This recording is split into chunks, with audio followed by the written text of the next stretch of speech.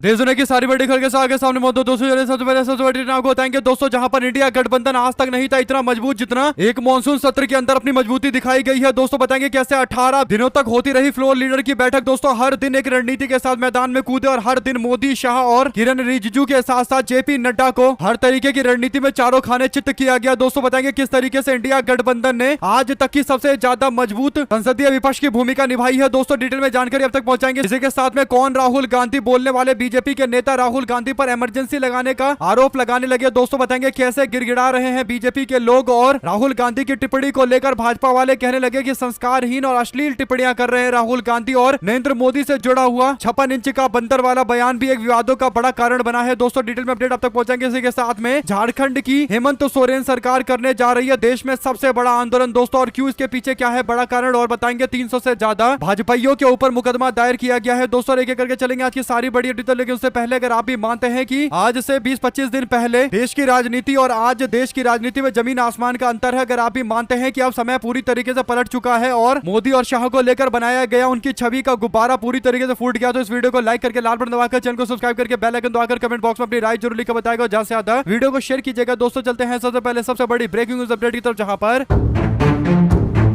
जब से इंडिया गठबंधन बना है दोस्तों तब से इंडिया गठबंधन की सबसे ज्यादा मजबूत स्थिति अगर कभी नजर आई दोस्तों तो पिछले 20 दिनों के अंदर नजर आई है, जब इंडिया गठबंधन ने भारतीय जनता पार्टी के नाक में दम करके रखा हुआ है। और इसकी शुरुआत अब होती है जब छात्रों का आंदोलन शुरू होता है। दोस्तों ऐसे में बीते 18 दिनों के अंदर जिस तरीके से इंडिया गठबंधन ने एक दूसरे को एकजुट करके समर्थन करते हुए एक सुर में केवल एक आवाज उठाई है दोस्तों, उसके बाद भाजपा वालों को पता ही नहीं चल रहा है कि आखिर ऐसा क्या हो गया कि इंडिया गठबंधन पूरी तरीके से एकजुट हो गई है। दोस्तों आपको बता दें कि बीजेपी के लोग मानसून सत्र के दौरान one nation one election bill लेकर आना चाहते थे, लेकिन इस बारे में संसद की कार्रवाई के दौरान सोच तक नहीं पाए, क्योंकि इनको पता था कि अगर ये बिल लेकर आ गए तो बवाल और ज्यादा बड़े स्तर पर होगा। वहीं पर विकसित भारत शिक्षा अधिष्ठान विधेयक भी शीतकालीन सत्र तक टाल दिया गया है, जिसमें सभी यूनिवर्सिटी के सेंट्रलाइजेशन यानी केंद्रीकरण केंद्र सरकार के कब्जे में विश्वविद्यालयों को लाने की एक साजिश चल रही है। और बीजेपी वाले 130वां संशोधन लेकर आना चाहते थे संविधान का, जिसमें अगर प्रधानमंत्री, मुख्यमंत्री या मंत्रियों को जेल में 90 दिनों के लिए डाल दिया जाता है तो वो ऑटोमेटिक उसको बर्खास्त कर दिया जाएगा। लेकिन ये बिल भी टल गया है दोस्तों। वहीं पर FCRA कानून, जिसको लेकर अमित शाह को दिखाना था कि अमित शाह सरदार पटेल टाइप गृह मंत्री हैं और अपने आप की तारीफ करवानी थी, पूरा माहौल तैयार कर लिया गया था दोस्तों। लेकिन FCRA कानून बीजेपी के नेता और अमित शाह दूर दूर तक लाने के लिए बिल्कुल सक्षम दिखाई नहीं दिए दोस्तों। अंत में जाते जाते उन्होंने नित्यानंद राय को भेजकर FCRA बिल को टेबल किया, यानी प्रस्ताव रखा गया बिल का, लेकिन ये भी केवल प्रस्ताव रखा गया और तुरंत JPC में यानी ज्वाइंट पार्लियामेंट्री कमेटी के अंदर भेज दिया गया दोस्तों। कहने का मतलब कि ये बिल लाने में भी बीजेपी वाले हिचकिचाते हुए नजर आए। तो इससे पता चलता है कि इन 18-20 दिनों के अंदर एक भी ऐसा मामला नहीं था जिस पर बीजेपी के लोग इंडिया गठबंधन का आमना सामना करने की हिम्मत जुटा पाते, क्योंकि उनको पता था कि इंडिया गठबंधन आज तक की सबसे ज्यादा मजबूत स्थिति में है, क्योंकि छात्रों का आंदोलन सड़कों पर है। और जब छात्र या देश का एक ऐसा वर्ग आम जनता से जुड़ा हुआ जब मांगे उठाता है तो फिर वहां पर कोई राजनीति नहीं आती, और इसीलिए पूरा का पूरा इंडिया गठबंधन एकजुट दिखाई दिया दोस्तों। और मानसून सत्र में भारतीय जनता पार्टी को 10/10 बुरी तरीके से पीटने का पूरा मामला इंडिया गठबंधन का है, यानी इंडिया गठबंधन ने 10/10 तरीके से बीजेपी को लपेटा है। और मानसून सत्र के बाद बीजेपी के नेताओं का ही मोदी और शाह के ऊपर भरोसा उठना शुरू हो गया है दोस्तों। यही बड़ा कारण है कि सोशल मीडिया पर भारतीय जनता पार्टी की मानसिकता रखने वाले, प्रचार करने वाले लोग भी कह रहे हैं कि कांग्रेस पार्टी और इंडिया गठबंधन ने बीजेपी की नकेल कस दी है दोस्तों। यहां तक कि अब बीजेपी के नेता निशिकांत दुबे, जो मानसून सत्र से पहले बहुत ज्यादा फड़फड़ा रहे थे दोस्तों, वो भी अब आकर एक बयान देते हैं। वो कहते हैं कि नेता विपक्ष राहुल गांधी ने देश के ऊपर एक बार फिर से इमरजेंसी लागू कर दिया है, यानी आपातकाल 1975 की तरह लागू कर दिया गया है, जैसे इंदिरा जी ने लगा दिया था। तो इसके बाद बीजेपी के नेता निशिकांत दुबे का ये बयान साफ तौर पर ये बताता है दोस्तों कि इससे पहले ये लोग राहुल गांधी के लिए बोलते थे कि राहुल गांधी कौन है, राहुल गांधी की कोई नहीं सुनता और राहुल गांधी को ये लोग इग्नोर करते थे। आज निशिकांत दुबे बोल रहे हैं कि राहुल गांधी विपक्ष में होने के बावजूद देश पर इमरजेंसी लगा दे रहे हैं, यानी आप समझिए दोस्तों कि राहुल गांधी बिना प्रधानमंत्री के पोस्ट के इतने ताकतवर हैं कि बीजेपी के हिसाब से आपातकाल लगा दिया गया है। तो इसे पता चलता है कि मोदी और शाह के नेतृत्व पर निशिकांत दुबे का भरोसा भी नहीं रहा, क्योंकि निशिकांत दुबे भी सोचता होगा कि मैं जाकर संसद में एक बार फिर से बकैती करूंगा, उल्टी सीधी बातें करूंगा। लेकिन जब संसद चली नहीं पा रही और मोदी शाह में हिम्मत नहीं थी सदन चलवाने की, तो अब निशिकांत दुबे को समझ में आ गया है कि उनका जो नेतृत्व है मोदी और शाह का, वो पूरी तरीके से कमजोर पड़ चुका है। इसीलिए राहुल गांधी को लेकर कह रहे हैं कि राहुल गांधी देश के ऊपर इमरजेंसी लागू कर रहे हैं 1975 की तरह। अगर आप भी मानते हैं दोस्तों दोस्तों कि ऋषिकांत दुबे जैसे लोगों को अवधि करके विपक्षी एकजुटता का स्वाद मिलना शुरू हुआ है। दोस्तों तो इनको समझ में आ रहा है कि मजबूत विपक्ष क्या होता है। अगर आप भी मानते हैं कि मजबूत विपक्ष और पार्लियामेंट यानी संसद को अपने हिसाब से चलाने वाला विपक्ष सरकार के लिए सबसे बड़ी चुनौती पेश करता है। बड़ी बात यह है कि बीजेपी के लोगों के ऊपर भाजपा सरकार के ऊपर भाजपा के लोगों का ही अपना भरोसा टूट चुका है। दोस्तों मोदी और शाह पर भरोसा नहीं कर पा रहे कि आखिर इन्होंने विपक्ष को जवाब क्यों नहीं दिया। अगर आप भी मानते हैं दोस्तों कि मोदी और शाह का नेतृत्व पूरी तरीके से कमजोर हो चुका है और आने वाले दिनों के अंदर जो कुछ लोग भ्रम में हैं, अभी भी जी रहे हैं बीजेपी वाले, जिनको लग रहा होगा कि मोदी और शाह संभाल लेंगे, उन लोगों को अब कुछ दिनों के अंदर जो बचा कुछ भ्रम है वो भी टूटता हुआ दिखाई देगा। दो शब्द जरूर लिखकर बताएगा। चलते हैं एक और बड़ी अपडेट तरफ, जहां पर राहुल गांधी की प्रधानमंत्री नरेंद्र मोदी और बीजेपी आरएसएस को लेकर की गई टिप्पणी को बीजेपी के लोग कह रहे हैं कि ये अपमानजनक शब्द का इस्तेमाल कर रहे हैं। राहुल गांधी बीजेपी के सांसद बांसुरी स्वराज ने राहुल गांधी के बयान को प्रधानमंत्री के पद की गरिमा के खिलाफ बताते हुए कहा कि नरेंद्र मोदी के प्रति संस्कारहीन, अश्लील और अभद्र भाषा का इस्तेमाल कर रहे हैं राहुल गांधी। हालांकि वो बता नहीं रही है कि कौन सा ऐसा बयान दे दिया राहुल गांधी ने जो नरेंद्र मोदी के लिए संस्कारहीन, अश्लील और अभद्र हो गया। और सुषमा स्वराज की बेटी और सांसद बांसुरी स्वराज सुषमा स्वराज के नाम पर चुनाव जीत सकती हैं, सांसद बन सकती हैं, लेकिन सुषमा स्वराज जैसी इनकी विचार तो नहीं है। दोस्तों इनके विचार नहीं है। ऐसा लगता है कि मानो इन सबको सांसद बना दिया गया है, तो अब इनकी जिम्मेदारी है कि नरेंद्र मोदी के लिए कुछ बोलो। तो कह रहे हैं कि राहुल गांधी नरेंद्र मोदी का अपमान कर रहे हैं। इस पर आपकी क्या राय है दोस्तों, लिखकर जरूर बताएगा। और बीजेपी के नेता उत्तराखंड के मुख्यमंत्री पुष्कर सिंह धामी कहते हैं कि राहुल गांधी की भाषा दिन प्रतिदिन बसे बदतर होती जा रही है। देश के प्रधानमंत्री के लिए इस स्तर की भाषा का प्रयोग किसी भी सभ्य समाज और संस्कृति में स्वीकार नहीं किया जा सकता। यानी वीडियो शेयर कर रहे थे पुष्कर सिंह धामी, जिसमें राहुल गांधी बताते हैं कि नरेंद्र मोदी के दिमाग में या बीजेपी वालों के दिमाग में यह बात घुस गई है कि विदेश नीति का मतलब होता है कि गले लगाओ, जोर जोर से गले लगा लो, बस यही हो गया विदेश नीति। तो इस पर ही तंज कसा गया दोस्तों। और पुष्कर सिंह धामी ने बोल दिया कि ये गलत शब्द का इस्तेमाल किया गया है, यानी उन्होंने शब्द नहीं लिखा कि आखिर क्या गलत बोल दिया राहुल गांधी ने। ऐसे में दोस्तों अगर आप भी मानते हैं कि जब इनके पास कुछ भी बोलने को नहीं है, तो अब ये जैसे तैसे विक्टिम कार्ड खेलने की कोशिश कर रहे हैं, यानी अपने आप को पीड़ित दिखाकर नरेंद्र मोदी के लिए संवेदना बटोर रहे हैं। दोस्तों अगर आप भी मानते हैं कि इन सबसे कुछ नहीं होगा तो कमेंट बॉक्स में लिखकर जरूर बताएगा। चलते हैं एक और बड़ी अपडेट तरफ, जहां पर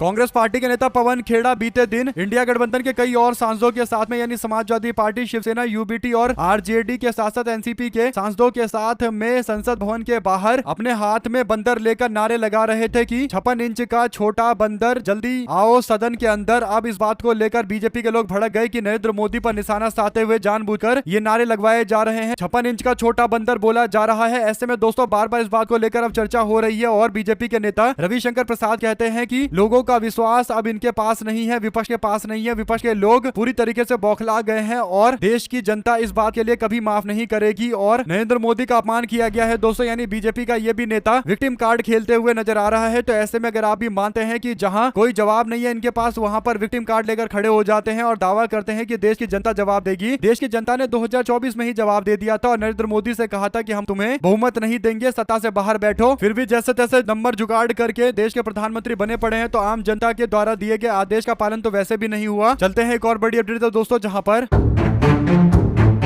झारखंड मुक्ति मोर्चा और कांग्रेस पार्टी के बीच में विवाद खड़ा करके झारखंड के अंदर सरकार को अस्थिर करने की कोशिश पूरी तरीके से विफल होती हुई दिखाई दे रही है दोस्तों। अब जो बड़ी अपडेट है वो ये कि केंद्र सरकार ने एक नया बिल पास किया है राज्यसभा के अंदर, माइनिंग बिल यानी MMRD नाम का बिल दोस्तों। इस बिल को लेकर झारखंड मुक्ति मोर्चा कांग्रेस पार्टी की ओर से कड़ी प्रतिक्रिया दी गई है। मुख्यमंत्री झारखंड मुक्ति मोर्चा के नेता हेमंत सोरेन ने इस मामले को लेकर झारखंड मुक्ति मोर्चा के कोटे से सरकार में शामिल मंत्रियों और विधायकों के 7 लोगों से वर्चुअल बैठक की है। वहीं पर झारखंड मुक्ति मोर्चा की ओर से इस मुद्दे को लेकर देश भर में सबसे बड़ा आंदोलन शुरू करने की बात कही गई है। झारखंड मुक्ति मोर्चा के आधिकारिक सोशल मीडिया अकाउंट से कहा गया कि बीजेपी का ये काला कानून सिर्फ झारखंड के खनिज अधिकार पर हमला नहीं करता, बल्कि ये सीधे तौर पर मैया सम्मान पर फर्क डालेगा और खनिज से मिलने वाले 14,656 करोड़ रुपए के अनुमानित राजस्व झारखंड की महिलाओं, बच्चों और गरीब परिवारों का खर्च उठाता है। बीजेपी चाहती है कि खनिज कंपनियों को फायदा मिले, लेकिन झारखंड की बहनों का सम्मान ना कर सके। तो ऐसे में झारखंड मुक्ति मोर्चा सरकार को कमजोर करने के लिए ये जानबूझकर बिल लेकर आया गया है। मुख्यमंत्री हेमंत सोरेन कहते हैं कि ये काला बिल झारखंड और झारखंडियों के साथ अन्याय है, उनके विकास और भविष्य पर एक कुठाराघात है। झारखंड के साथ ये सौतेला व्यवहार नहीं सहेगा। झारखंड में करोड़ों लोगों के सामाजिक सुरक्षा जैसे मैया सम्मान योजना, अबुआ आवास योजना, पेंशन, शिक्षा, स्वास्थ्य आदि योजनाओं को बंद करने के लिए ये रणनीति अपनाई जा रही है, यानी षड्यंत्र अपनाया जा रहा है। झारखंड मुक्ति मोर्चा इसका पुरजोर विरोध करेगी। अगर केंद्र सरकार ने ये काला बिल वापस नहीं लिया तो झारखंड में ऐसा बड़ा आंदोलन होगा कि देश ने कभी इतना बड़ा आंदोलन नहीं देखा था। प्रत्येक जिला, प्रत्येक प्रखंड, प्रत्येक पंचायत, प्रत्येक शहर में इसका कड़ा विरोध किया जाएगा अगर केंद्र सरकार नहीं चेती और झारखंड और झारखंडियों को उसका हक अधिकार वापस नहीं किया तो झारखंड निर्णय लेगा। निर्णायक और ऐतिहासिक निर्णय लेने के लिए पीछे नहीं हटेगा। फूल जोहार जय झारखंड यानी पूरी तैयारी कर ली गई है। ऐसे में दोस्तों अगर आप भी मानते हैं कि ये एक नया मोर्चा खुलेगा जहां पर झारखंड वासियों को एकजुट होकर बीजेपी के खिलाफ लड़ाई लड़ना है तो अपनी राय जरूर लिखकर बताएगा। साथ साथ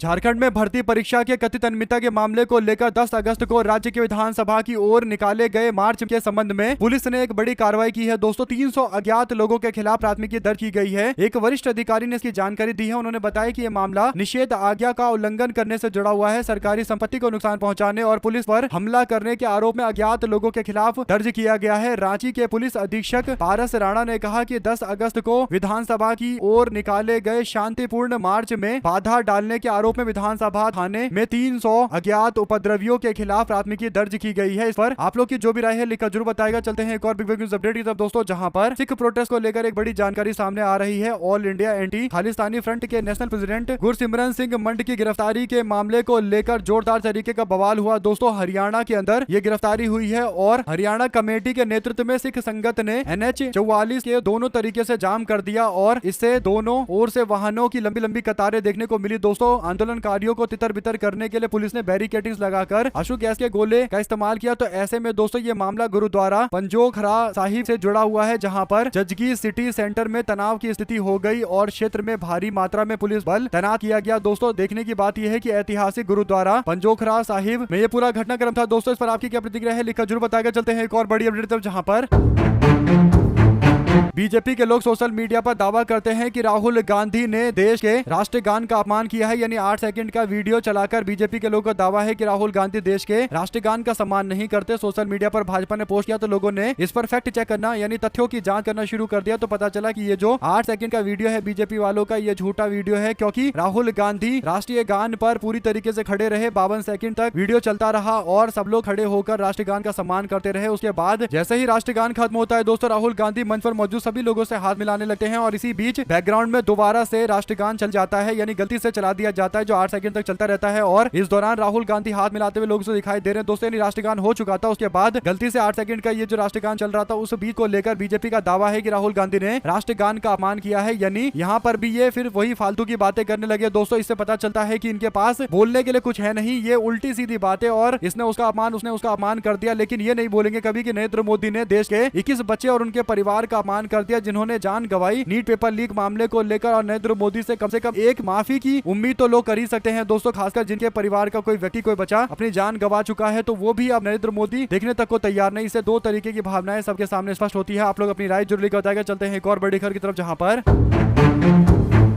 कांग्रेस जनता पार्टी के संस्थापक अभिजीत दीप के कुछ महीने से अपने आंदोलनों को लेकर चर्चा में है। दोस्तों जंतर मंतर पर आंदोलनों के बाद इन दिनों दीप के CJP यानी कांग्रेस जनता पार्टी के भविष्य कोर कमेटी और आगे के आंदोलनों की रूपरेखा बनाने में जुटे हुए हैं। भविष्य की योजनाओं और उन पर उठ रहे सवालों को लेकर दैनिक भास्कर से बात करते हुए दीप ने साफ कहा कि CJP यानी कांग्रेस जनता पार्टी कोई राजनीतिक पार्टी नहीं बनाएगी। उन्होंने कहा कि सितंबर से देश भर के अंदर क्या बोलती पब्लिक नाम का हम कार्यक्रम शुरू करेंगे। दीप ने कहा कि ऐसा हम इसलिए कर रहे हैं ताकि जाना जाए कि आखिर आम जनता के क्या मुद्दे हैं, इसके इर्द गिर्द ही हम देश के अंदर मामले को उठाएंगे और जोर शोर से आगे बढ़ेंगे। साथ साथ दोस्तों बिहार के अंदर एक और बड़ा घोटाला सामने आया है। बिहार में डस्टबिन का ही घोटाला हो गया। सोचिए 1200 से लेकर 1500 का डस्टबिन 15,000 रुपए में खरीदा गया। पूरे बिहार में डस्टबिन खरीद में एक दो नहीं दोस्तों 300 करोड़ रुपए खर्च किए गए, और 300 करोड़ रुपए खर्च किए गए केवल डस्टबिन खरीदने के लिए, वो भी 15,000 20,000 रुपए का। तो इससे पता चलता है कि किस लेवल का भ्रष्टाचार चल रहा है बिहार के अंदर, और इस पूरे मामले में कितने सारे लोग शामिल है। दोस्तों अगर आप भी मानते हैं कि बिहार एक ऐसी सरजमी है जहां पर एक दो नहीं बल्कि हजारों हजार अलग अलग तरीके के घोटाले के मामले सामने आते रहते हैं, और ये 300 करोड़ 400 करोड़ का घोटाला तो बिहार में आम बात है। अगर आप भी मानते हैं कि बिहार राज्य में अगर घोटाले की जगह भ्रष्टाचार की जगह सही से आम जनता के हित में काम करना शुरू कर दिया जाए तो बिहार कहां से कहां आ जाएगा। लेकिन क्योंकि बिहार के अंदर जाति धर्म की राजनीति की जाती है और धर्म राजनीति के नाम पर लोगों को एक जगह से दूसरी जगह वोट करवाया जाता है, उसके बाद स्थिति यह है दोस्तों कि ना युवाओं के भविष्य पर किसी का कोई ध्यान है, बस केवल एक ही चीज देख रहे हैं कि कहां से पैसा बने और कैसे अपनी जिंदगी को आगे बढ़ाया जाए, बाकी आम जनता को धकेल दिया जाए। साथ ही साथ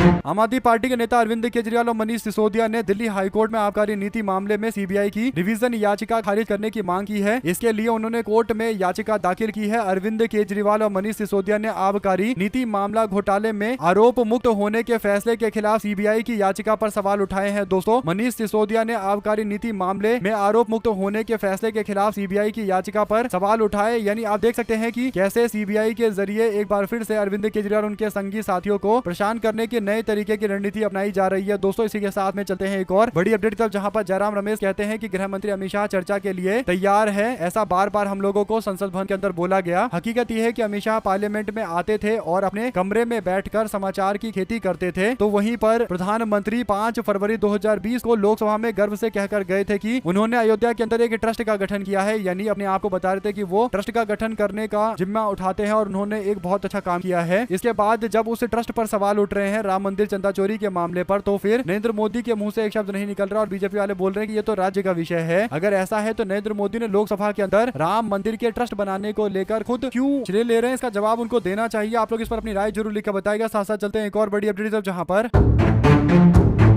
बीजेपी के नेता तो एक तरफ राहुल गांधी को लेकर सवाल खड़ा कर रहे हैं दोस्तों, क्योंकि इनके पास सब कुछ बोलने के लिए है नहीं। कुछ ऐसे तथाकथित पत्रकार भी हैं जिनको राहुल गांधी की भाषा से काफी ज्यादा दिक्कत हो रही है और वो रजत शर्मा है। दोस्तों, रजत शर्मा कहते हैं कि राहुल की भाषा इतनी क्यों बिगड़ी, राहुल ने अमित शाह को क्यों दी धमकी, पार्लियामेंट के अंदर बंदर लेकर कौन आया, संसद न चलने से नुकसान किसका हुआ, ये सारे मामले पर ये शो कर रहे थे। दोस्तों, इस पर जवाब देते हुए जमशेदपुर के पूर्व सांसद कांग्रेस पार्टी के नेता अजय कुमार कहते हैं कि जब जंतर मंतर पर छात्रों और महिला खिलाड़ियों के साथ दुर्व्यवहार हो रहा था तब आपका कैमरा और जमीर दोनों बंद थे। जंतर मंतर पर जब देश की बेटियां और छात्रों के ऊपर छात्राओं के ऊपर लाठीचार्ज हो रहा था तब आपकी निष्पक्ष पत्रकारिता कहां सो रखी थी। आप पत्रकार नहीं, सिर्फ एक दरबारी कथावाचक है जो जनता के असली दर्द से आंखें मूंद चुके हैं। आज विपक्ष पर सवाल उठाकर खुद को 30 मार खा मत समझिए, आप पत्रकारिता के नाम पर एक धब्बा है। कहने का मतलब ये दोस्तों कि रजत शर्मा जैसे कई सारे पत्रकार है जिनको लगता है कि उनको जनता पत्रकार समझती है, लेकिन सबको पता है कि कौन किस तरफ खड़ा है और किसको कहां से फायदा मिल रहा है। और इसीलिए ये सीधे सीधे तौर पर एक मामला है जिसमें कांग्रेस पार्टी के नेता ने जवाब भी दिया है। अगर आप भी मानते हैं कि नरेंद्र मोदी ने जो बयान दिए हैं, चाहे वो सोनिया गांधी को लेकर उल्टा बयान देते हुए जर्सी गाय वाली बात कही गई हो, या फिर 50 करोड़ की गर्लफ्रेंड वाली शब्द का इस्तेमाल नरेंद्र मोदी के द्वारा किया गया हो, या फिर ममता बनर्जी को लेकर दीदी ओ दीदी जैसे शब्द इस्तेमाल किए गए हैं, तो प्रधानमंत्री नरेंद्र मोदी और बीजेपी के लोग इन सब मामलों पर ज्ञान देना बंद करें। दोस्तों, अगर आप भी मानते हैं कि जिस दिन मोदी अपने द्वारा किए गए विवादित बयान को लेकर माफी मांग लेंगे, उस दिन नरेंद्र मोदी के लिए ये नैतिकता वाला माना जाएगा कि वो दूसरों से उम्मीद करे कि उनके खिलाफ कोई कुछ उल्टा ना बोले। इस पूरे मामले पर, प्रकरण पर आपकी क्या राय है, लिखकर जरूर बताएगा। साथ ही साथ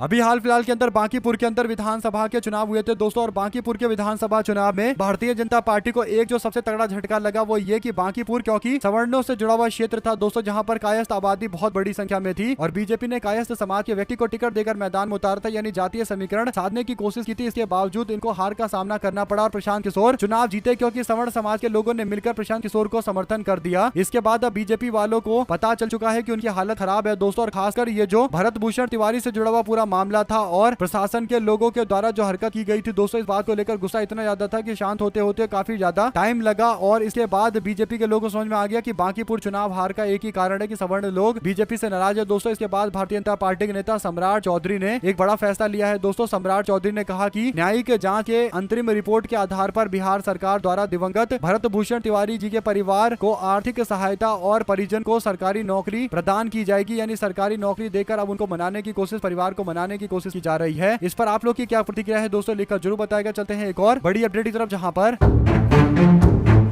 देश के अंदर युवाओं का कितना खौफ है दोस्तों, केवल 2 घंटे के अंदर पता चल गया। हुआ ये कि भारत का जो सुप्रीम कोर्ट है उसका बार काउंसिल है, बीसीआई है, यानी बार काउंसिल ऑफ इंडिया है, जिसके अध्यक्ष हैं बीजेपी के राज्यसभा के सांसद मनन मिश्रा दोस्तों। और बार काउंसिल ने पहले निर्देश निकाला कि chief justice of India Suryakant का विरोध करने वाले हैदराबाद की नालसार यूनिवर्सिटी के 2026 बैच के स्टूडेंट को देश भर में वकालत करने के लिए एनरोल नहीं किया जाएगा। यानी देश के चीफ जस्टिस ऑफ इंडिया का विरोध हुआ था एक यूनिवर्सिटी के अंदर, नालसार यूनिवर्सिटी के अंदर, तो बाद में कहा गया कि यहाँ से जो भी पास होगा निकलेगा बच्चा उसको अलग अलग क्षेत्रों में वकील बनने का मौका नहीं मिल पाएगा, यानी प्रैक्टिस करने का मौका नहीं मिल पाएगा। तो एक तरीके से इस तरीके का जो फैसला दिया गया दोस्तों, और कहीं ना कहीं एक बहुत बड़ी आबादी पर लगभग 300-400 बच्चों के ऊपर ये थोपा गया। और इसके बाद बड़ी बात ये अपनी पावर का इस्तेमाल करते हुए बच्चों को, क्योंकि उन्होंने चीफ जस्टिस ऑफ इंडिया का विरोध किया, उनको किसी भी तरीके से प्रैक्टिस नहीं करवाने देने की बातें कर रहे थे दोस्तों। इस पर अब जब कॉकरोच जनता पार्टी ने कहा कि हम लोग छात्रों के साथ में पूरी तरीके से खड़े हैं, इस्तीफा होना चाहिए, बीजेपी के नेता और राज्यसभा के सांसद मनन मिश्रा का जो बीसीआई के अध्यक्ष हैं यानी बार काउंसिल ऑफ इंडिया के अध्यक्ष हैं, ऐसे में सीजेपी के द्वारा की गई मांग को लेकर मुद्दा जैसे ही आगे बढ़ा दोस्तों, वैसे ही तुरंत स्पष्टीकरण आ जाता है और कहा जाता है कि हमने फैसला वापस ले लिया है। देश के अंदर इस बात को लेकर रोष प्रकट हुआ था, तो अचानक से पलटी इन्होंने मारी है। इससे पता चलता है दोस्तों कि कॉकरोच जनता पार्टी या युवाओं की एकजुटता ने भारतीय जनता पार्टी और उसके लोगों के नाक में दम करके रखा हुआ है दोस्तों। साथ ही साथ